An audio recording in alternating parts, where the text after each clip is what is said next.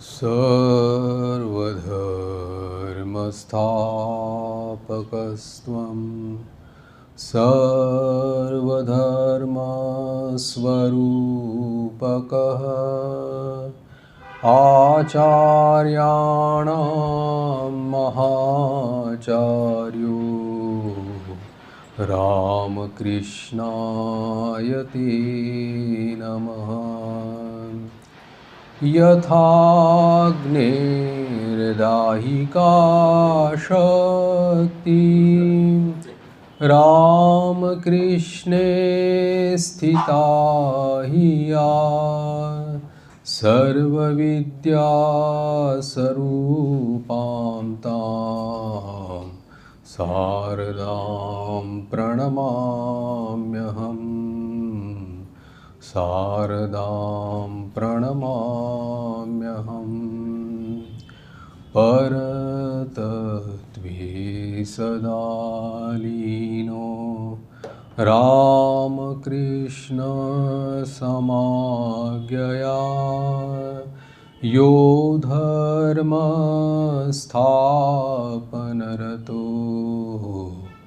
वीरेशं तं नमाम्यहम्। वीरेशं तं नमाम्यहम्।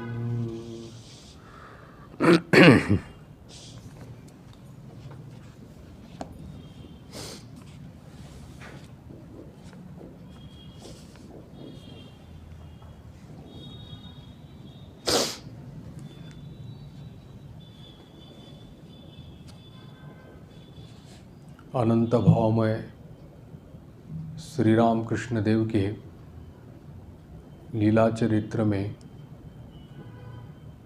साधक जीवन का प्रसंग चल रहा था, चर्चा चल रही थी।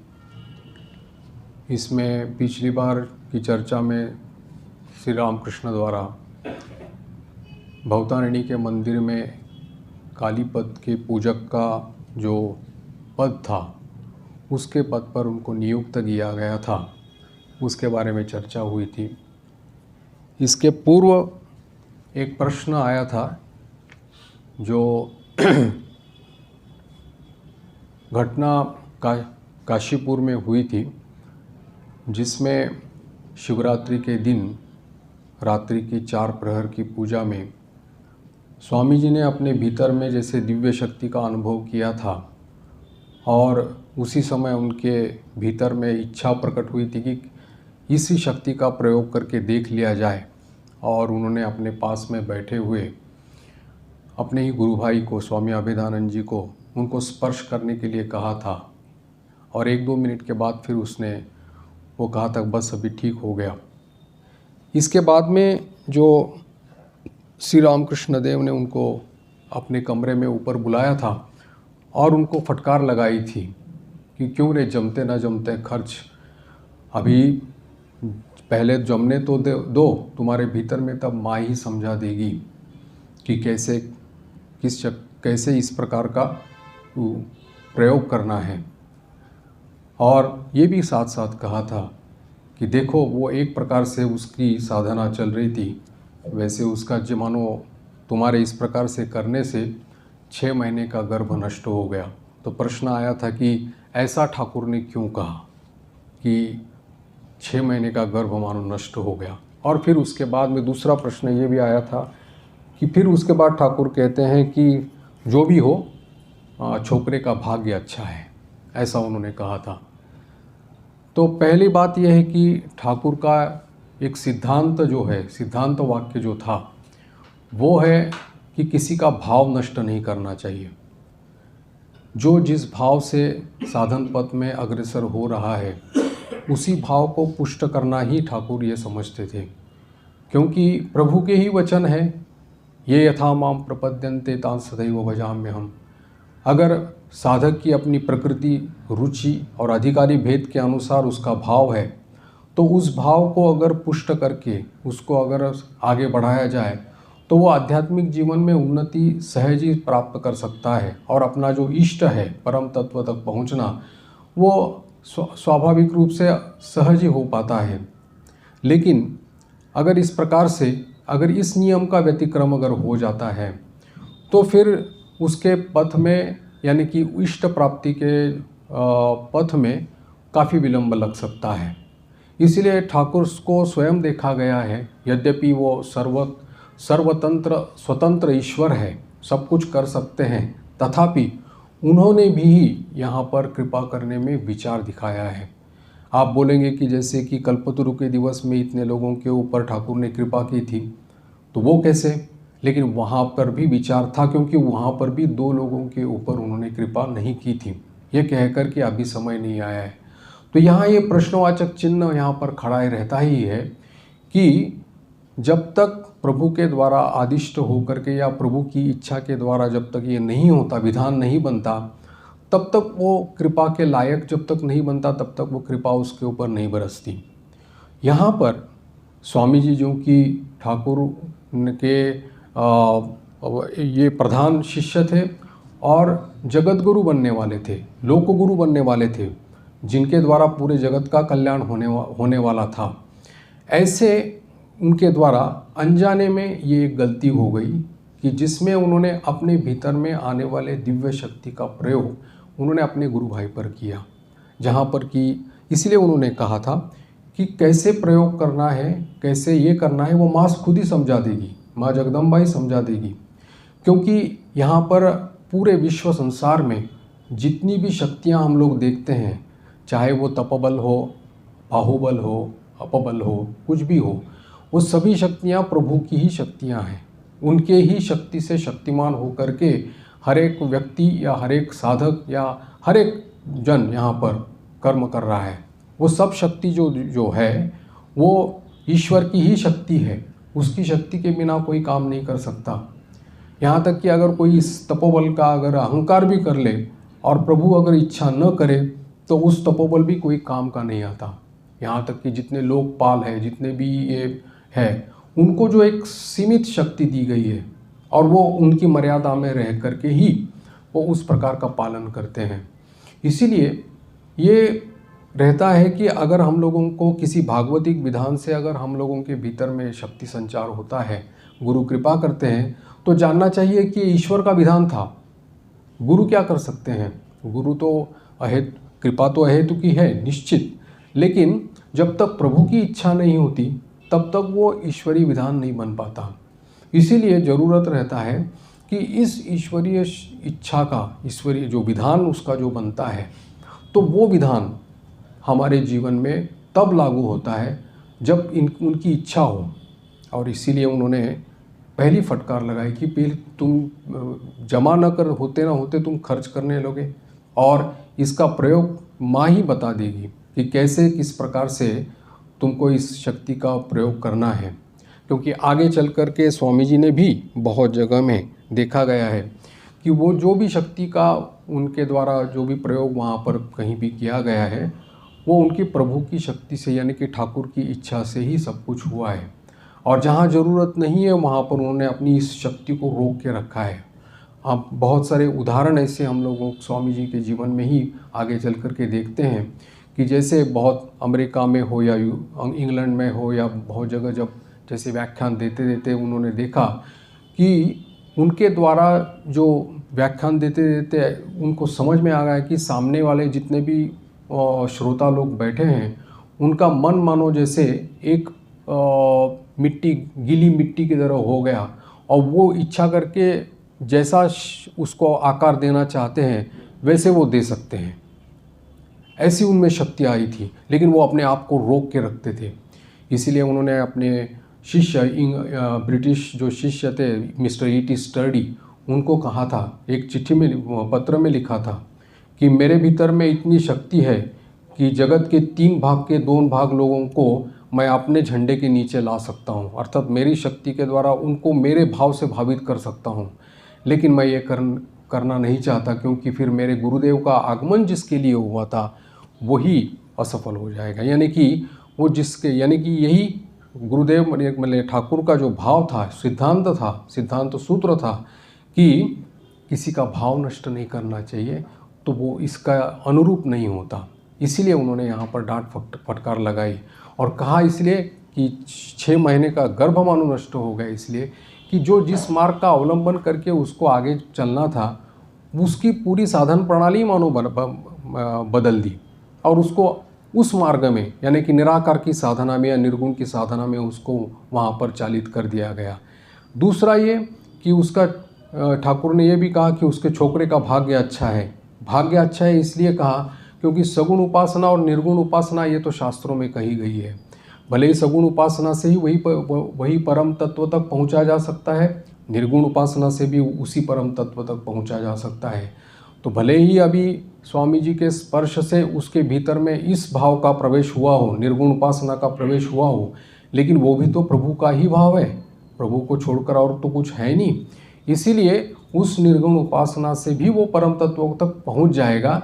लेकिन जिस साधन प्रणाली का अवलंबन करके वो आगे चल सकता था या उसकी अभिरुचि के अनुसार वो जा सकता था और शीघ्र हो सकता था, वो अब भाव बदल करके इस प्रकार से दूसरी साधन प्रणाली में चला गया।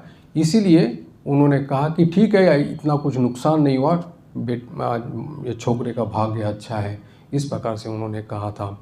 तो ये दोनों के प्रश्न के उत्तर है कि ठाकुर हमेशा इसी सिद्धांत से चलते थे।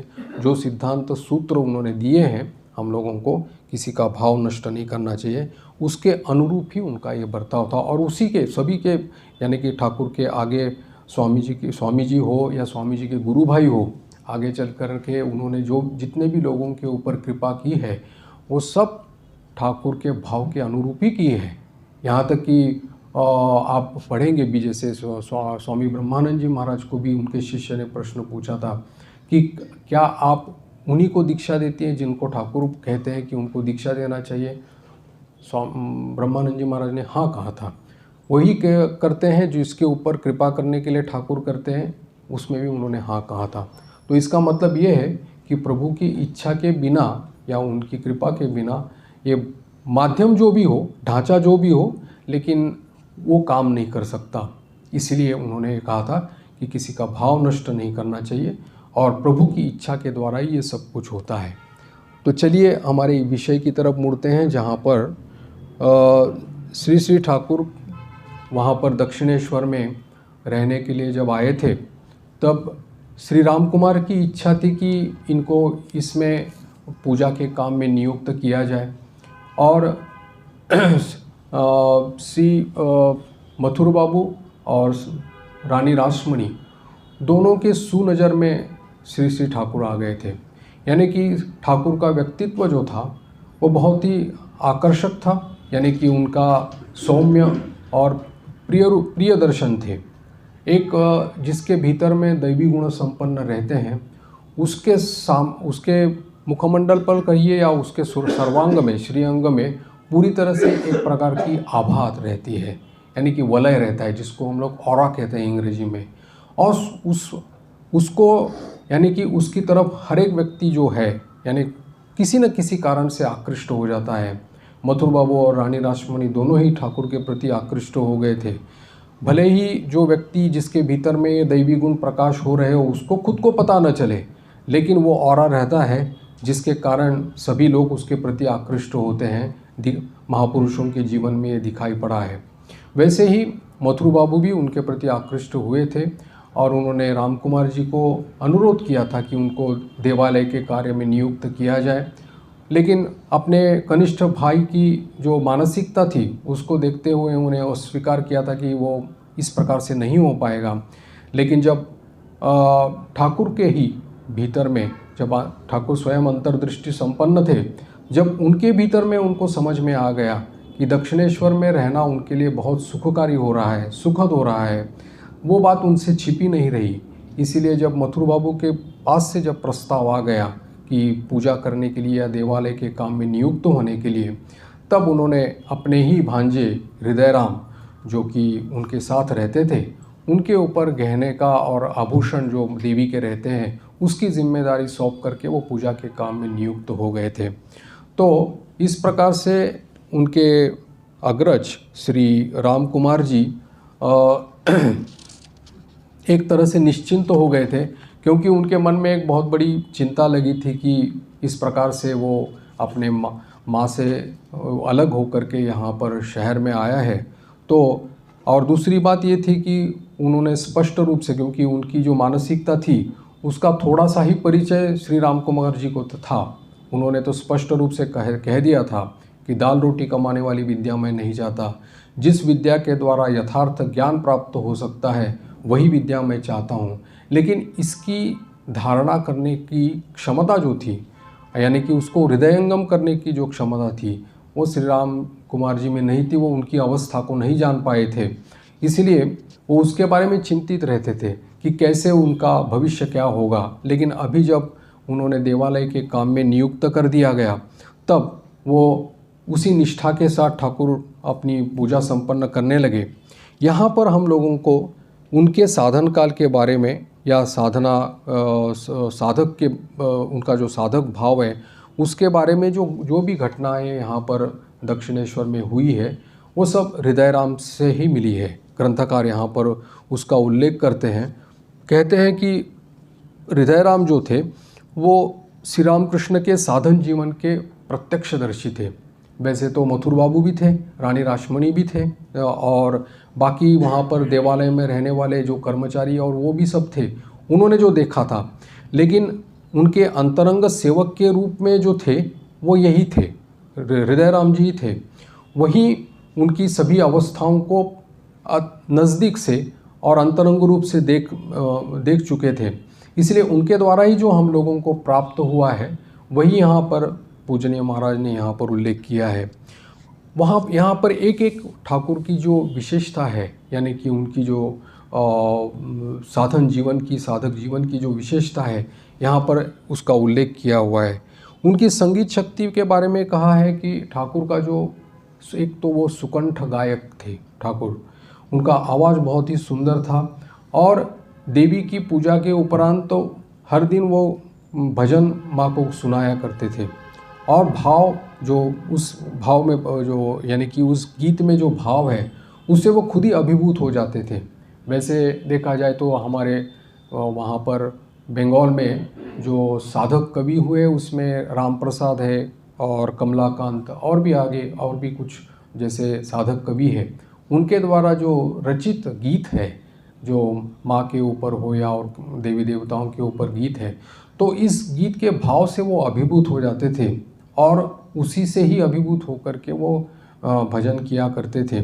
उसमें उनमें इतना तन्मयता उसमें उनकी थी कि वो कभी सोच भी नहीं सकते थे कि कोई उनका ये गीत सुन रहा है या उनके गीत के बारे में कोई चर्चा कर रहा है।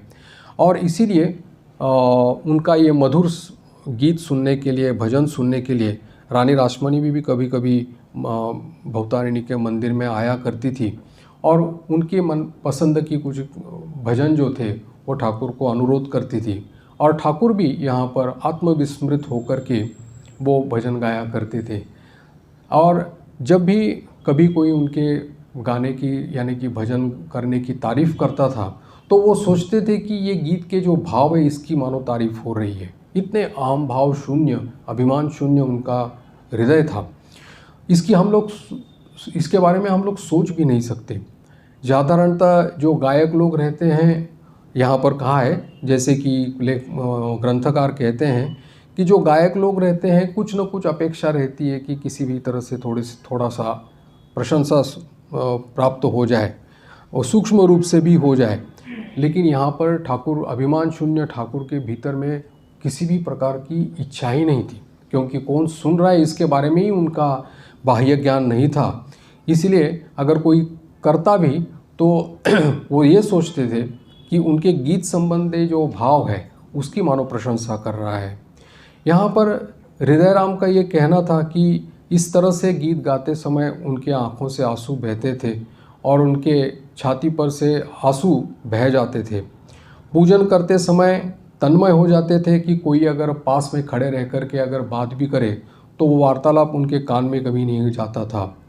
और पूजा के जैसे जो नित्य पूजा करते हैं उनको मालूम है कि पूजा के पहले अंगन्यास और करन्यास किए जाते हैं।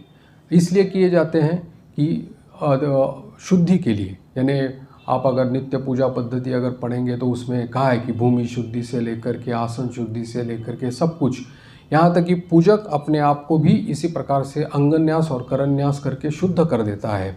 क्योंकि देवो भूत्वा देवम यजेत, जैसे कहा है कि खुद को देवता स्वरूप बना करके, ज्योतिर्मय स्वरूप समझ करके फिर देवता का यानी कि जो शुद्ध स्वरूप पवित्र स्वरूप जो देवता है उसका पूजन किया जाता है।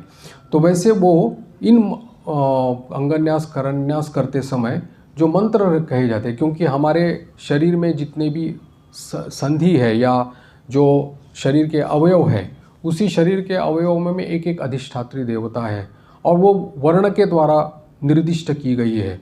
तो उस वर्ण को मानो वो अंदर में अपने शरीर के भीतर में उस अंग में वो उज्ज्वल ज्योतिर्मय रूप से उसको देखा करते थे।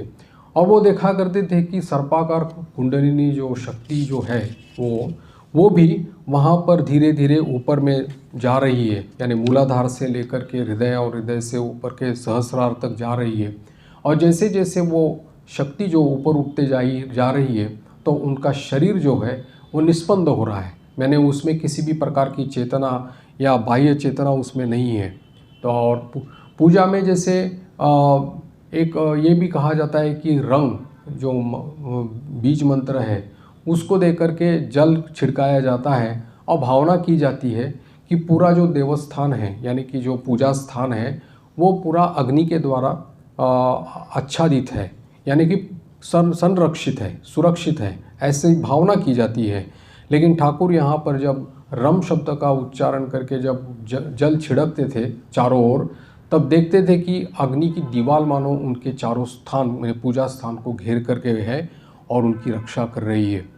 उनके पूजन के समय की बात हृदय राम कह रहे हैं कि उनका शरीर तेजपुंज दिखाई पड़ता था और वो तन्मयता भाव जो उनका वो जो उच्च कोटि की तन्मयता जो थी उनकी थी, उसको देख कर के लोग कहते थे कि साक्षात मानो ब्रह्मण्य देव वहाँ पर बैठ कर के पूजन कर रहे हैं। और इस प्रकार से उनकी पूजा यानी कि नित्य पूजा चलने लगी। यहाँ पर श्री राम कुमार जी जैसे कि उन्होंने दो बातों को ठाकुर के जीवन में देखा था। एक कि उनकी निर्जन प्रिय था, वो किसी से मिलना जुलना ज़्यादा पसंद नहीं करते थे। दूसरा, संसार के प्रति की एक प्रकार की उदासीन था, किसी भी प्रकार से संसार, जैसे कि साधारणतः लौकिक में व्यवहार में जिस प्रकार से देखा जाता है कि मनुष्य अपने भरण पोषण के लिए जीविका उपार्जन के लिए स्वाभाविक प्रयत्न करता है, कोशिश करता है, वो चेष्टा बिल्कुल उनके भीतर में नहीं थी। इसीलिए जब नौकरी करने के लिए जब उनको वहाँ पर कहा गया, क्योंकि नौकरी शब्द से ठाकुर को नफरत थी और वो कभी पसंद नहीं करते थे। यहाँ तक कि उनके जो शिष्य थे, अंतरंग उनके सन्यासी शिष्य थे, उनमें से अगर कोई नौकरी करता है तो वो बहुत उनको पीड़ा होती थी। कहते थे कि अगर ये गंगा में कूद करके अपनी शरीर को त्याग दे, उससे खतरनाक ये है कि नौकरी करना, यानी कि वो भी सुनना मैंने सुनना पसंद करूँगा, लेकिन ये नौकरी करता है सुनना मैं पसंद नहीं करता। तो ये इस तरफ की उतनी ये थी। हालांकि वो इस प्रकार से देव सेवा में नियुक्त तो हुए थे, उनको एक निर्दिष्ट वेतन भी उस समय दिया जाता था। वो स्वयं कभी उसको जैसे कि दस्तखत करके वो कभी ग्रहण नहीं करते थे। बाद में जब श्री श्री माँ वहाँ पर नौबत खाने में आई रहने लगी, तब उनके नाम पर उनको दिया जाता था, वो बात की बात है। लेकिन इस प्रकार की जो संसार के प्रति, विषयों के प्रति जो उनकी उदासीनता थी, वो उन्होंने श्री राम कुमार जी को ध्यान में आ गई थी। इसीलिए पहले उनको लगता था कि कहीं वो अपने माँ से बिछड़े हुए यहाँ पर आए हैं, माँ की याद आ रही हो, इस प्रकार से। लेकिन कभी माँ के कामारपुकुर में जाने के लिए उनके तरह से कोई आग्रह उस प्रकार का नहीं हुआ या चर्चा भी नहीं हुई, तो उसके बारे में वो निश्चिंत हो गए। लेकिन वो सोचने लगे कि उनका भी शरीर अभी धीरे धीरे कमज़ोर होते जा रहा है, उम्र हो रही है, तो इसीलिए उन्होंने मथुर बाबू से कह कर के वो जो खुद माँ काली की पूजा करते थे, उस प्रधान पूजक के ऊपर में उनको नियुक्त करने के लिए कहा था। और फिर वो दक्षता के साथ उसको पूजा करते थे और उनको अब इस कार्य में दक्ष करवाना था। इसीलिए उन्होंने उनको चंडी पाठ करना यानी कि दुर्गा सप्तशती का पाठ उन्होंने खुद ने सिखाया था। बाकी देवी देवियों की पूजन जो जैसे रहता है, पूजा पद्धति रहती है, उसकी शिक्षा उन्होंने उनको दी थी। और इसमें तुरंत वो, क्योंकि ये उनके मन के जैसा काम था, इसलिए तुरंत उसको उन्होंने ग्रहण किया था। और ये भी जाना जाता है कि जैसे माँ काली की पूजा करनी है तो यानी कि शक्ति उपासना है, तो शक्ति मंत्र लेना आवश्यक रहता है। इसीलिए ये सोच करके उन्होंने वहाँ पर उस समय कलकत्ते के बैठक खाने में वहाँ पर एक श्री केनाराम भट्टाचार्य नाम के एक प्रवीण शक्ति साधक वहाँ पर रहते थे। तो वो दक्षिणेश्वर में प्राय आना जाना करते थे। रानी रासमणी के साथ, श्री मथुर बाबू के साथ उनका अच्छा परिचय था। श्री राम कुमार जी भी उनको अच्छी तरह से जानते थे और एक अच्छे साधक, उच्च कोटि के साधक बोल करके उनकी ख्याति थी, सम्मानित थे। तो ठाकुर ने उनके पास दीक्षा लेने का निश्चय किया और कहा है कि जैसे ही उन्होंने दीक्षा ले ली उसी समय उनको भावावेश हुआ था और समाधिस्थ हो गए थे। और श्री केनाराम भट्टाचार्य जी जो उनके शक्ति मंत्र के से उनको दीक्षित किया था, उनकी इस प्रकार की अवस्था देख करके मुग्ध हो गए थे और उनको आशीर्वाद दिया था। अब धीरे धीरे 1856 में जैसे कि राम कुमार जी अब अपना ही जो इसका काम कर रहे थे, राधाकांत जी के मंदिर में भी थोड़ा सा पूजा का काम जो कर रहे थे, उसको भी उन्होंने अपने भांजे हृदय राम को उसको सौंप दिया था। और अभी वो सोच रहे थे कि अपनी जन्मभूमि कामारपुकुर की तरफ जाएंगे और कुछ दिन बिता करके वापस आएंगे, ऐसा उनका मानस था। लेकिन वो संभव नहीं हो पाया, क्योंकि घर वापस जाने की तैयारी के पहले पूर्व वो वहाँ पर कलकत्ते की उत्तर दिशा में श्यामनगर मुलाजोड़ नामक एक स्थान है, वहाँ पर किसी कारणवश गए थे, कार्य के संधान में या काम के सिलसिले में गए थे। तब अचानक उनका स्वर्गवास हो जाता है। और यहाँ पर मतलब कहा है कि इनका स्वर्गवास 1856 में हुआ है। कहा है कि जैसे मंदिर प्रतिष्ठा होने के लगभग 1 साल बाद तक वो जीवित रहे और फिर उनका शरीर पूरा हो गया था। अब यहाँ पर श्री राम कुमार जी की मृत्यु के बाद में ठाकुर के जीवन में एक नया अध्याय शुरू होता है। जब 6 वर्ष के थे, 7 वर्ष के थे, तभी उनके पिता का देहांत हो गया था। तब उनकी माताजी थी और अग्रज जो थे श्री राम कुमार जी पितृतुल्य अग्रज थे, तो उनकी छत्र छाया में वो बड़े हो गए थे। अब उसके बाद भी 17 साल की आयु में जब वो कलकत्ते चले आए थे, तब भी अपने अग्रज के छत्र छाया में ही वो बढ़ रहे थे आगे। अब अचानक 3 साल बाद जब ये मंदिर प्रतिष्ठा हो गई और जब ठाकुर उस प्रधान पुजारी के रूप में नियुक्त हो गए थे, उसी समय उनका देहांत जब हो जाता है, तब उनको ये पीड़ा बहुत हो गई, यानी कि उनको बहुत बड़ा दुख हो गया अपने पितृतुल्य अग्रज की मृत्यु के बाद में। यहाँ पर देखा जाता है कि जैसे हम लोग देव मानव की संज्ञा जो उनको दी है ग्रंथकार ने, तो इसमें ये मनुष्य भाव ठाकुर का ये प्रकट होता है कि मनुष्य रूप से भी उन्होंने कैसे कि अपने ही अग्रज की जो मृत्यु हो गई थी उसकी पीड़ा उन्होंने अपने भीतर अनुभव की थी। उनको भी दुख हुआ था। ये नहीं कि ईश्वर होने के बाद, सर्वतंत्र स्वतंत्र ईश्वर होने के बाद में उनको किसी भी प्रकार का कोई दुख नहीं, कुछ ये नहीं, सभी द्वंद्वों से विमुक्त हो करके, ये तो एक स्थिति है, इसमें कोई संदेह नहीं। लेकिन फिर भी मनुष्य रूप से इस प्रकार से पीड़ा अनुभव करना, शोक अनुभव करना उन्होंने उनके इसमें, और इसका भान उन्होंने नहीं किया था, बहाना नहीं किया था, स्वांग नहीं किया था, वो उनको स्वावास्तविक ही हुआ था। और इसीलिए हम लोगों को ये मनुष्य भाव जो उनका ये था, ये यहाँ पर प्रकट हुआ है। अब उनका जो संसार के प्रति जो वैराग्य था, ये अनित्यता बोध जो था, वो और दृढ़ हो गया। पहले से ही तो वैसे विषय में, यानी कि सांसारिक जगत के जो स्थूल विषय है उसमें तो उनका कोई किसी भी प्रकार का ये दिलचस्पी नहीं थी, या उसमें तो विरत थे, विराग ही था उनका उसके प्रति। कभी उसको स्थूल रूप से उनकी आसक्ति उसमें थी ही नहीं। लेकिन पिता की मृत्यु के बाद और भी ज़्यादा हो गई थी। फिर कलकत्ते में आने के बाद में वो अनित्यता बोध जो था और भी दृढ़ हो गया था। अब पितृतुल्य अग्रज जब चले गए तब ये अनित्यता बोध उनका और भी बढ़ गया, यानी कि वैराग्य की मात्रा जो थी उनके जीवन में और भी बढ़ गई थी। और इसीलिए अब उन्होंने पूजा में जो माँ की पूजा, माँ जगदम्बा की पूजा करते थे, उस पूजन में उन्होंने अपना पूरा मन, तन मन वचन पूरी तरह से पूर्ण रूप से उन्होंने समर्पित कर दिया गया। तो यहाँ पर वो कहते थे कि जब पूजा करते थे, पूजा के उपरांत तो वो फिर कहीं ना कहीं जंगल में, यानी कि वहाँ पर पंचवटी जो कही गई है वहाँ पर जाते थे। फिर दोपहर में भी वहाँ पर जाते थे। फिर शाम को आरती और ये सब करने के बाद में भी वो वहाँ पर जा कर के रात में जब मंदिर बंद हो जाता था तब वहाँ पर पंचवटी में जा कर के ध्यान करते थे। और इसी प्रकार से उस निर्दिष्ट जगह पर जा कर के जगन्माता का चिंतन किया करते थे।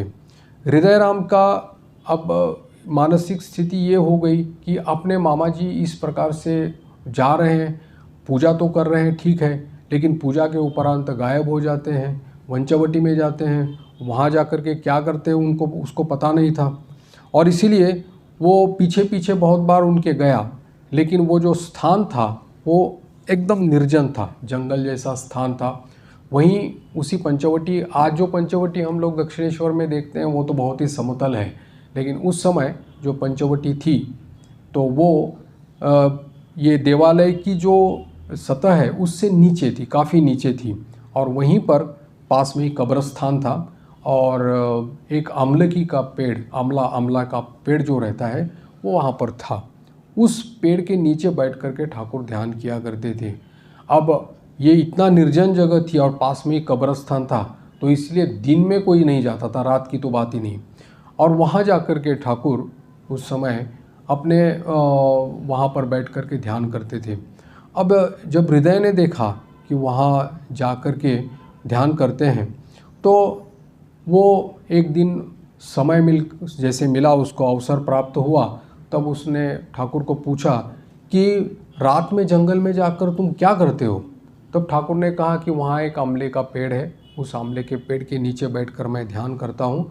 शास्त्र में कहा है कि आमलकी के पेड़ के नीचे ध्यान करने से जिस कामना से ध्यान किया जाता है वो कामना पूर्ण होती है। अब इसमें हृदय राम तो एक देखा जाए तो उसमें भाव भक्ति विशेष नहीं थी, एक सांसारिक व्यक्ति जैसे रहते थे वैसे ही थे, लेकिन ठाकुर की सेवा में तत्पर थे, उनका अपने मामा से प्रेम करते थे। इसलिए वो चाहते थे कि वो हमारे जैसे क्यों नहीं रहते, ये उनके मन में एक स्वाभाविक भाव आता था। इसीलिए वो वहाँ पर उनके पीछे पीछे जाता था और कभी कभी पत्थर फेंकना, मिट्टी के ढेले फेंकना, ताकि ठाकुर डर जाए और फिर वापस आ जाए। ये एक उनकी इसलिए वो करता था। लेकिन ठाकुर एक बार वहाँ पर जब बैठ जाते थे तब उनका ध्यान भी नहीं रहता था, क्योंकि उसी भाव में वो तन्मय हो जाते थे। एक बार उसने साहस करके अपने मामा जी के पीछे पीछे वो गए और वहाँ पर पेड़ के नीचे, आमला पेड़ के नीचे में ठाकुर वहाँ पर देखा कि अपने वस्त्र और जो उपवीत था, जनेऊ जिसको बोलते हैं, वो त्याग करके वो वहाँ पर दिगंबर होकर के आमलकी पेड़ के नीचे में ध्यान करने बैठे हैं। वो सोचने लगा, हृदय राम सोचने लगा कि क्या मामा जी पागल हो गए, वस्त्र त्याग कर रहे हैं और ऊपर से जो ब्राह्मणत्व का जो चिन्ह है, ये जनेऊ जो है, उसका भी त्याग किया, ऐसा कभी होता है? तो वो पास में जाकर के, ठाकुर के पास जाकर के उन्होंने उनको जगाना चाहा। ठाकुर तो उस समय बैठ गए, तो उन तन्मयतापूर्वक उनका ध्यान भी चल रहा था, लेकिन उसको बहुत बार तक, यानी कि जगाने के बाद फिर वो जग गए, यानी कि उस साधारण अवस्था में आ गए। तब उन्होंने पूछा कि ये क्या कर रहे हो, यानी कि इस प्रकार से वस्त्र त्याग करके और उपवीत त्याग करके तुम क्या कर रहे हो? तो उन्होंने, ठाकुर ने उत्तर दिया कि देखो, पाशमुक्त होकर इस प्रकार से ध्यान करना चाहिए। जैसे अष्टपाश है, लज्जा, घृणा, भय, शील, मान, जाति, अभिमान, ये जो अष्टपाश बताए गए हैं, तो वो अष्टपाशों से मुक्त होकर के माँ का ध्यान करना चाहिए।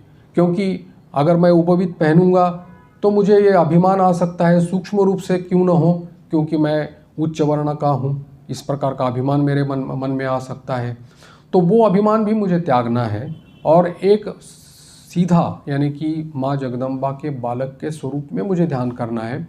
इसलिए उसको मैं सब ये त्याग करके पुकारता हूँ और फिर ध्यान करने के पश्चात जब वापस लौटूंगा मैं धारण कर लूँगा। अब इससे इस प्रकार का उत्तर तो एक तो अस्वाभाविक और दूसरी प्रकार हृदय ने कभी अपनी जीवन में सुना नहीं था, इसलिए कुछ बोल नहीं पाया, निरुत्तर रह गया, वापस रह गया। लेकिन मामा जी को कुछ बोलने की साहस उसमें नहीं रहा। इसीलिए यहाँ पर कहा है कि ठाकुर की ये जो क्रियाएं थी, क्रियाकलाप जो थी कि ध्यान में तन्मय होने के लिए, क्योंकि ठाकुर का जो मानसिक ये मन जो था अति पवित्र था, निर्मल अंतःकरण था। और निर्मल अंतःकरण जिसका रहता है वो जिस चीज़ को पकड़ता है उस चीज़ को ऐसी तरह से पकड़ता है कि जैसे मानो अपना ही उसका अपना एक अविभाज्य अंग अपने शरीर का या अपने सिस्टम का जैसे बन जाता है। वैसे ही ठाकुर का हुआ था। एक निर्मल अंतःकरण होने के कारण, पवित्र अंतःकरण होने के कारण जिस चीज़ को वो ग्रहण करते थे वो पूरा शरीर, मन और वचन से पूरी तरह से करते थे। जो मन में है वही वाणी में, जो वाणी में है वही आचरण में। ये तीनों को एक साथ लगाने के बाद में वो पूरा उसका गठन होता है, ये जानते थे। और दूसरी बात ये थी कि भले ही हम लोग कहें कि अष्टपाद से हम लोग मन से हम लोग त्याग देते हैं, लेकिन इस मामले में ठाकुर ने ये कहा है कि जब तक स्थूल रूप से विषयों का त्याग नहीं हो सकता तब तक उसका सूक्ष्म रूप से भी नहीं हो सकता। क्योंकि ये देखा गया है कि स्थूल रूप से अगर हम लोग ग्रहण करते रहें तो उसका चिंतन कभी न कभी किसी न किसी तरह से हमारे अवचेतन मन में होगा ही होगा। उसकी जो छाप है, उसके जो संस्कार हैं वो हमारे मन में होंगे ही होंगे। तो इसीलिए जो त्याग करना है वो स्थूल रूप से भी करना है और सूक्ष्म रूप से भी करना है, अर्थात मानसिक रूप से भी करना है।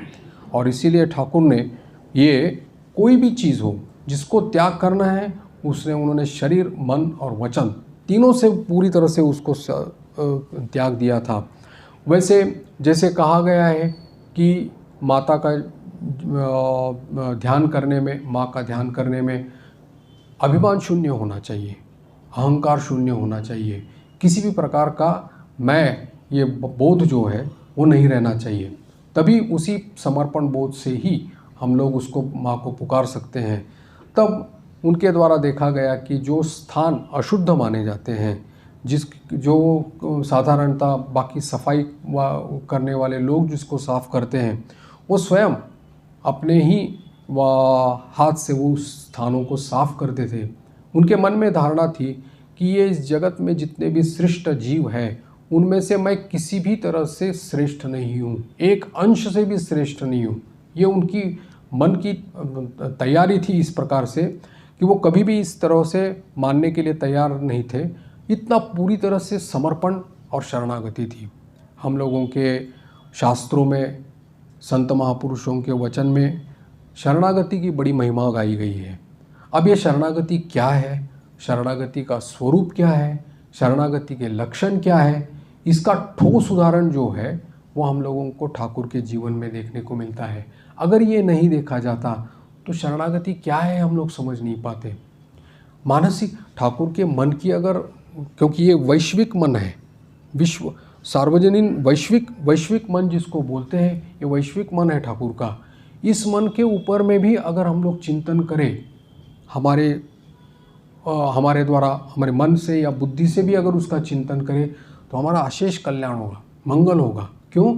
क्योंकि उस मन की धारणा करना ही प्रथम, और उसका एक बिंदु भी अगर हमारे जीवन में अगर आ जाएगा तो निहाल हो जाएंगे। इसीलिए यहाँ पर कहा है कि अभिमान नष्ट करने के लिए उन्होंने इस प्रकार से, तो बाह्य जगत को भी इस प्रकार से उन्होंने त्याग कर दिया कि जैसे अंतर जगत को भी उसमें अभिमान को त्याग कर दिया गया। और ये दैन्यता जो थी, ये वास्तविक ही उनकी दैन्यता थी, शरणागति थी। उनको पूरे जीवन भर में आजीवन हम लोग देखते हैं, कभी भी मैं इस शब्द का व्यवहार नहीं किया। यहाँ इस शरीर को ऐसा अपने तरफ अंगुली निर्देश करके दिखा देते कि यहाँ की स्थिति, यहाँ की बात, ऐसा करके बात करते थे। कभी भी उन्होंने मैं ये शब्द ये कभी नहीं वो व्यवहार नहीं किया। हम लोग श्री रामकृष्ण वचनामृत में कहते हैं कि ये जो अहम यानी कि मैं जो मेरे भीतर जो मैं ये जो हूँ है वो भगवदानंद के लिए है, ठाकुर कहते हैं। तो मास्टर महाशय कहते हैं कि ये अहम आपने रख दिया है इसके लिए, ईश्वर का संभोग करने के लिए। तब ठाकुर उसमें संशोधन करते हैं और बोलते हैं कि नहीं नहीं, मैंने नहीं रखा है, माँ ने ही रखा है। यानी उनके भीतर में ये धारणा थी कि जो भी उनके द्वारा हो रहा है वो सब श्री जगदम्बा की इच्छा से ही हो रहा है, मैं खुद नहीं कुछ कर रहा हूँ, मेरे द्वारा कुछ नहीं हो रहा है। तो उनके द्वारा जो भी साधना बन रही है, समर्पण बन रहा है, शरणागति बन रही है, बाह्य जगत का यानी कि बाह्य स्थूल विषयों का जो त्याग हो रहा है, अंतर्मन से भी जो जिस विषयों का त्याग हो रहा है, वो सब कुछ जो है वो जगदम्बा की इच्छा से ही हो रहा है, मैं कुछ नहीं कर रहा हूँ। और यही साधना का रहस्य है, गूढ़ रहस्य अगर हम लोग अगर देखें कि अहम भाव का संपूर्ण नाश, अहम भाव से संपूर्ण रहित हो जाना। वो जो जैसे हम लोग हनुमान जी को देखते हैं, एकदम बिल्कुल कैसे मतलब कहा गया है कि है तो वैसे महावीर विक्रम बजरंगी है, लेकिन फिर भी कितने दास दासोहम की भाव उनके भीतर में दिखाई पड़ता है। कभी भी किसी प्रकार का अहम भाव उनमें नहीं है, दास भाव है संपूर्ण। तो इस दास भाव की पराकाष्ठा है ठाकुर के जीवन में। वो खुद ही अपने जीवन में इस प्रकार से अहम भाव बोध शून्य होने के कारण में उसका आस्वादन जो है, भगवत प्रेम का आस्वादन जो है, वो पूर्ण मात्रा में अनुभव कर पा रहे थे। दूसरा कि जैसे कहा जाता है कि ठाकुर खुद जैसे वचनामृत में और इसमें बहुत बार कहे कंचन कामिनी और कीर्ति के बारे में, तो वैसे कंचन यानी कि जैसे अर्थ या सब पैसे जैसे, तो उसका भी उनके द्वारा जो त्याग हुआ था वो भी उन्होंने इसी प्रकार से किया था। आपने पढ़ा ही है कि हाथ में मुद्रा लेकर के गंगा जी में विसर्जन करते थे और पैसा मिट्टी मिट्टी पैसा ऐसा करके रुपया मिट्टी करके वो उन्होंने गंगा जी में विसर्जन कर दिया था। मानसिक रूप से भी उसी प्रकार से उन्होंने विसर्जन कर दिया था। तो उसके मन में भी इसी प्रकार से किसी ये नहीं थी, उसके अर्थ के प्रति या पैसे के प्रति, रुपए के प्रति उनका आसक्ति उनमें नहीं, बिल्कुल नहीं थी। उन्होंने एक बार छोड़ दिया उस चीज़ को, वो उन्होंने इसके लिए छोड़ दिया गया।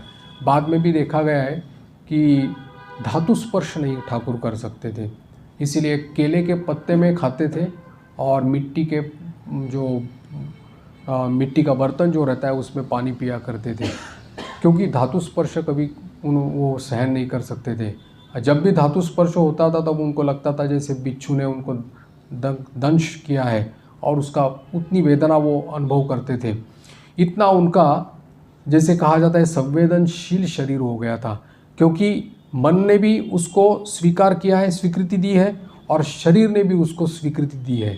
तो इसी प्रकार से अगर कभी भूल से भी कोई अगर किसी प्रकार का अनुष्ठान या क्रिया उनके द्वारा अगर होने जा रही है तो तुरंत उसमें वो व्यतिक्रम देखते थे और उनके आँखों के सामने अंधेरा आ जाता था या उसको समझ में आता था कि कुछ गलत चीज़ हो रही है। इतना मन, और क्योंकि मन और शरीर का सूक्ष्म संबंध है, जो मन हम लोग ग्रहण मन में जो ग्रहण करते हैं वही शरीर भी ग्रहण करता है, और जो शरीर में ग्रहण होता है वही मन भी ग्रहण करता है, परस्पर संबंध है। इसलिए दोनों जब ये होता है उस प्रकार से स्थूल विषयों का जिस प्रकार से मन और इसके द्वारा जब अग्रहण होता है यानी कि वो उसको त्याग दिया जाता है तो वो अपने आप उसको अनुसरण करने लगता है। इसीलिए उन्होंने इस प्रकार से कहा, क्योंकि वो जानते थे कि इस प्रकार से बाह्य क्रिया से उसको जब तक त्याग नहीं देते तब तक अंतर की क्रिया भी नहीं पूर्ण हो पाएगी। फिर समस्त जीवों में शिव ज्ञान है, सब स्वयं प्रभु ही सर्वत्र है, सब जगह पर प्रभु ही विराजमान है। इस प्रकार की भावना करने के लिए वहाँ काली मंदिर में जो भोजन हुआ करता था, भिखारी लोग भोजन करते थे, अतिथि कांगाल लोग जो वहाँ पर भोजन करते थे, उनकी जूठी पत्तल जो थी वो खुद अपने मस्तक पर धारण करके वो फेंक देते थे और वहीं से वो प्रसाद भी कुछ पाया करते थे। और अपने नश्वर शरीर द्वारा इस प्रकार की सेवा हो गई, इसमें उनको कृतार्थ लगता था। ये एक त्याग का क्रम जो है वो ठाकुर ने अपने जीवन में पूरी तरह से अपने शरीर मन वचन से किया था। स्थूल रूप से त्याग, फिर सूक्ष्म रूप से यानी कि शरीर के द्वारा त्याग, फिर इंद्रियों के द्वारा त्याग, फिर मन के द्वारा त्याग, और यथासंभव दूर रह करके एक। क्योंकि जब हमें जीवन में अगर कोई किसी लक्ष्य की प्राप्ति करनी है, किसी ध्येय की प्राप्ति करनी है, तो जरूरी रहता है कि एक रस होना, एक तानता, एकांतिक, आंतरिक, और एक लक्ष्य, एक ध्येय और एक समान हो जाना, यानी कि अनन्यता जिसको बोलते हैं। वो अनन्य भाव जब तक नहीं आता तब तक लक्ष्य की प्राप्ति नहीं होती, परम तत्व की प्राप्ति नहीं होती। इसीलिए वो बोलते थे कि विपरीत संस्कारों की धारणा ही मन में ना आ जाए, इसीलिए सभी प्रकार के स्थूल जगत यानी कि स्थूल जगत को उन्होंने अपने भीतर से, अपने पूरे शरीर से पूरे उसको त्याग कर दिया था। और इसीलिए यहाँ पर जो मीमांसा, सुमीमांसा जो उन्होंने इसमें की है, ठाकुर ने, ये ग्रंथकार ने जो की है, वो इसी प्रकार की है कि इस प्रकार को करने को ठाकुर की जो ठाकुर के द्वारा जो किया गया, वो स्वयं माँ जगदम्बा की इच्छा से सब कुछ किया गया। क्योंकि इसको किए बिना साधक अपने साध्य में यानी कि साधन के इसमें आगे नहीं बढ़ सकता। और इसीलिए साधक जीवन में साधन का बल कभी नहीं रहना चाहिए, लेकिन बल जो रहेगा वो साध्य का रहेगा, और इसको छोड़कर और कोई उपाय नहीं। इसीलिए कहा है नान्य पंथा विद्यते अयनाय। और इसीलिए वहाँ पर अभी यहाँ पर जो कहा है कि ठाकुर की पूजा में यानी कि पूजन पद्धति में विधिवत पूजन करने के बाद में जो सिद्ध भक्तों के जो गान यानी कि पद है, वो देवी को सुनाना उनका नित्य नियम बन गया था, एक पूजन का अंग बन गया था। इसीलिए राम प्रसाद आदि भक्तों के जो गीत थे वो गा करके वो बोलते थे कि माँ तुमने तो राम प्रसाद को दर्शन दिया है, कमलाकांत को दर्शन दिया है, मैं तो कुछ नहीं चाहता, धन जन लोक सुख और भोग सुख कुछ भी नहीं चाहता, तो मुझे क्यों नहीं दर्शन होता। और इस प्रकार से प्रार्थना करते करते आँखों से उनके आंसू बहते थे।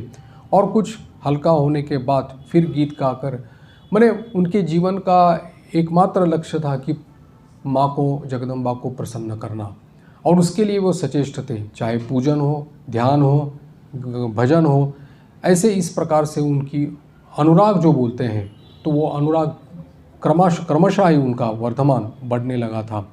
इसीलिए वो उनके धीरे धीरे जैसे पूजन के समय में ध्यान की या इसकी तन्मयता जैसे बढ़ने लगी, वैसे वैसे समय भी उनका बढ़ने लगा। जैसे कि कहा जाता है कि भोग लगाना है, तो भोग लगाते समय कभी भोग ही लगाते रहे तो काफ़ी समय तक भोग ही लगाते रहे, बाकी अनुष्ठान ये बाकी रह गए। तो इस प्रकार से वो अनुष्ठान यानी कि पूजा अनुष्ठान करते थे।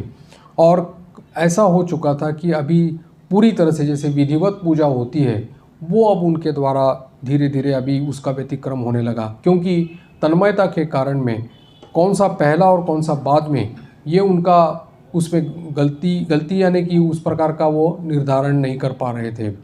साधारणतः जैसे कहा जाता है कि लोग जैसे कि बाहर से आते हैं, देखते हैं कि इस प्रकार का पूजक, माँ का पूजक जो उनको मिल गया है, तो जिस प्रकार की साधारण मानसिकता लोगों की रहती है उसके विपरीत अगर कुछ देखता है तो उसको साधारणतः लोग पागल बोलते हैं, या नवीन रूप से देखते हैं तो उसका हंसी मजाक उड़ाया जाता है। वैसे ही ठाकुर के पास साथ भी हुआ था। लेकिन ठाकुर का ये नहीं था कि क्योंकि तन्मयता के कारण में लोग क्या कहेंगे इसके बारे में सोचने के लिए उनके पास समय ही नहीं था। क्योंकि इतनी मानसिक रूप से तन्मयता उनकी अपने इष्ट में हुई थी कि लोगों के बारे में उनको पता ही नहीं था कि कौन क्या बोल रहा है। और उनके अगोच यानी कि उनके बिना जाने ही मथुर बाबू या रानी रासमणी दोनों ही आकर के वहाँ पर उनकी पूजा देखते थे और मुग्ध होकर के देखते थे। इसीलिए मथुर बाबू ने रानी रासमणी से कहा था कि हमें बहुत अद्भुत पुजारी मिला है, हो सकता है कि देवी संभव शीघ्र ही जागृत हो उठेगी। इस प्रकार से किसी भी प्रकार के मंतव्य से, चाहे तारीफ हो या चाहे किसी की निंदा हो या किसी का हंसी मजाक हो, इसके प्रति उनका बिल्कुल ध्यान नहीं था। इसीलिए ईश्वरानुराग जो था वो क्रमवर्धमान उनके जीवन में दिखाई पड़ा। और अविश्रांत रूप से मन, जैसे एक कहा जाता है कि नदी का स्रोत खरस्रोता नदी जैसे रहती है, उसका स्रोत जिस प्रकार से समुद्र की तरफ जाने के लिए वो ये रहती है, वैसे उनका मन जो था अपने इष्ट की प्रति सब समय वहाँ पर लगा रहता था। और इसके कारण उनके शरीर और मन में जो बदलाव आए थे, परिवर्तन आए थे, उसका उल्लेख यहाँ पर किया है कि जैसे आहार, निद्रा, ये सब वास्तविक रूप से उनके कम हो गए थे। बाह्य लक्षण में उनकी छाती सब समय लाल हुआ रखती थी, आँख सब समय आँखों से भीगे हुए, आंसुओं से भीगे हुए, और व्याकुलता कि कैसे माँ का दर्शन मुझे हो जाए, कैसी माँ मेरे सामने आ जाए या मुझे माँ का दर्शन हो जाए। इस प्रकार की चिंता सब समय उनके मन में लगी रहती थी। और इसीलिए वो व्यग्रता वो देखते थे, व्यग्रता उनके आचरण में दिखाई पड़ती थी। और उनकी जो प्रार्थना में एक जो शक्ति है वो हम लोग जो समझ नहीं पाते, वो प्रार्थना ठाकुर ने अपने जीवन से हम लोगों को सिखाई है। देखा जाए तो कि प्रार्थना कैसे की जाती है, ठाकुर ने कथामृत में भी कहा है कि कैसी बहुत सारी प्रकार की प्रार्थनाएं हम लोगों को मिलती है ठाकुर के द्वारा। तो ये जो प्रार्थना उनके जीवन में उन्होंने करके दिखाई, उसकी शक्ति जो है कि जिसके कारण साक्षात जो मृण्मयी हैं वो चिन्मयी होकर के दर्शन देने के लिए उन्होंने मानो अपने साथ, उसको जैसे कहा जाता है कि उन्होंने उसको आयत्ताधीन कर दिया था उस चीज़ को। तो वो प्रार्थना की शक्ति के द्वारा प्रार्थना करके भजन वो भी प्रार्थना के रूप में मानो परिणत हो गया था। और इसलिए कहते थे राम प्रसाद तो गान में सिद्ध है, गान करके सिद्ध हो गए। तो वैसे ही उनकी भी जीवन में ये था कि गान से हो, पूजा से हो, ध्यान से हो, चिंतन से हो, सभी जो है वो प्रार्थना के रूप में परिणत हो गया था। और एकमात्र चिंता जो सब समय उनके मन में रहती थी और वो ये थी कि कैसे माँ का दर्शन उनको हो जाए।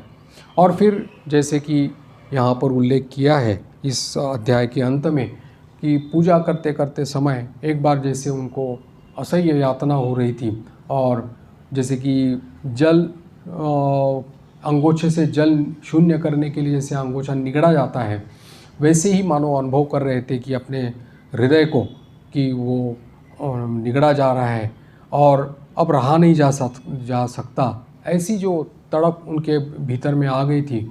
और उसी समय में वो देखते हैं कि वहाँ पर माँ काली का जो खड्ग है उसके ऊपर उनकी दृष्टि आ जाती है, और वो सोचते हैं कि अभी तक इतना करने के बावजूद भी मुझे माँ का दर्शन नहीं मिला, तो हो सकता है कि ये जीवन इसी के लिए, जिसके लिए मेरा जीवन है वो ही नहीं काम बना नहीं, तो ये जीवन का क्या लाभ है। ऐसा सोच करके वो जब खड्ग लेने के लिए जब वहाँ से गए, दौड़े वहाँ पर, तब उसी समय उनको वो जो वर्णन यहाँ पर आप सभी लोगों ने इसमें पढ़ा होगा वचना, इसमें लीला प्रसंग में या उनके इसमें, कि सभी वर्णन जो किया है कि सब घर द्वार मंदिर जो है वो पूरी तरह से एक अनंत ज्योति समुद्र में मानो वो दिखाई देने लगा। जहाँ देखें वहाँ चारों ओर से जो गरजती हुई उज्ज्वल तरंगे जो हैं वो उनको अभिभूत कर रही थी, तीव्र वेग से बढ़ रही थी और उनको डुबा दिया था। सब जगह में उन्होंने चैतन्यमय सभी जगह में उसका साक्षात्कार वहाँ पर किया। तो यहाँ पर ग्रंथकार ने ये कहा है कि जिस माँ का दर्शन पाने के लिए वो इतने व्यग्र थे, उसका दर्शन वो हुआ कि नहीं। वो खुद ही उन्होंने कहा है कि ऐसा प्रतीत होता है कि उनको वो दर्शन प्राप्त हुआ होगा, क्योंकि उन्होंने बाद में माँ माँ कह करके शब्द का उच्चारण किया था। अब ये दर्शन जो उनको हुआ था, ये उनकी मानसिकता यानी कि उनकी जो ये पूरी तरह से समर्पण, शरणागति और मन की पूरी तरह से जो वृत्ति जो भगवदाकार यानी कि साक्षात जगदम्बा के स्वरूप हो गई थी, इसलिए उनको इसका दर्शन हो गया था। और ये दर्शन होने के बाद में उनकी जो अद्भुत भावावस्था हो गई थी, उसमें उनको ये लग रहा था अब उनका जो साधन प्रयास, ये जो प्रयास था वो था निरंतरता के प्रति। क्योंकि एक बार तो दर्शन उनको हो गया, लेकिन वो निरंतर कैसे दर्शन हो जाए, तो वो दर्शन पाने के लिए उनकी व्यग्रता और व्याकुलता उनकी बढ़ने लगी। और इसीलिए वो बोलते थे कि क्योंकि ये जो एक मन की स्वाभाविक ये जो अवस्था है, ये अवस्था स्वाध्याय करके या पुस्तक पढ़ करके या प्रवचन दे करके ये समझी नहीं जा सकती। जब वो अपने आप भगवत कृपा से हमारे किसी के सौभाग्यशाली व्यक्ति के जीवन में जब आ जाती है, तब वो खुद अनुभव करने लगता है कि कैसी व्याकुलता और कैसा ये है। जैसे कि जब स्वामी जी ठाकुर के पास आया करते थे और दक्षिणेश्वर में, बाद में काशीपुर में जब ठाकुर थे, उस समय उनकी जो व्याकुलता थी, ईश्वर दर्शन के लिए जो व्याकुलता थी, उसको देख करके ठाकुर ने कहा था कि नरेंद्र की जो अवस्था है, व्याकुलता जो है ईश्वर दर्शन की, अच्छी है बोलते, लेकिन यहाँ मतलब उनके जीवन में जो व्याकुलता उस समय उपस्थित हुई थी, उसका एक सिक्की भी नहीं, सिक्की मतलब एक चतुर्थांश, एक 4 भाग का 1 भाग भी नहीं, वो नहीं थी। इतनी बहुत व्याकुलता उनके जीवन में आकर उपस्थित हुई थी, जो असहनीय यानी कि पीड़ा जो अनुभव करते थे दर्शन का, निरंतर दर्शन पाने के लिए। वो यहाँ पर उन्होंने बताया कि जब तक वो फिर से वो चिन्मय मूर्ति का दर्शन, वराभयकरा मूर्ति का दर्शन जब तक उनको फिर से प्राप्त नहीं होता था, तब तक वो पीड़ा रहती थी। और जब देखते थे तब उसी आनंदमग्न हो जाते थे। और फिर जब वो लुप्त हो जाता था दर्शन, तब फिर निरंतर प्रयास, जैसे कि कहा गया है कि दुर्वा के घास के ऊपर में वो अपना मुख रगड़ते थे और कहते थे कि कब मुझे फिर से दर्शन होगा। इस प्रकार की जो व्याकुलता है, जो इस प्रकार की व्याकुलता अगर रहे तो ही इस प्रकार से इष्ट दर्शन हो सकता है।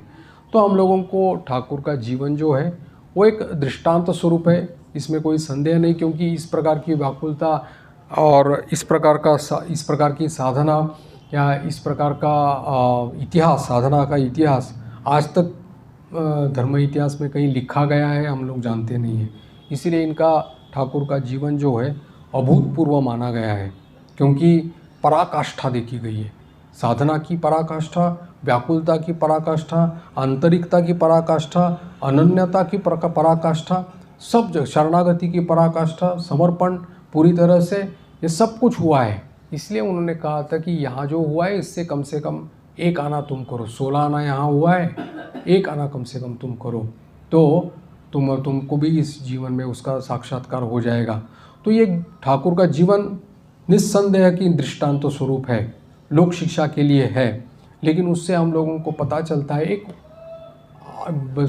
अगर ये जीवन हमारे सामने आज अगर नहीं होता तो हम व्याकुलता क्या है, शरणागति क्या है, समर्पण क्या है और अनन्यता क्या रहती है, एकांतिकता क्या है, एकरसता क्या रहती है, इसको समझ नहीं पाते। इसलिए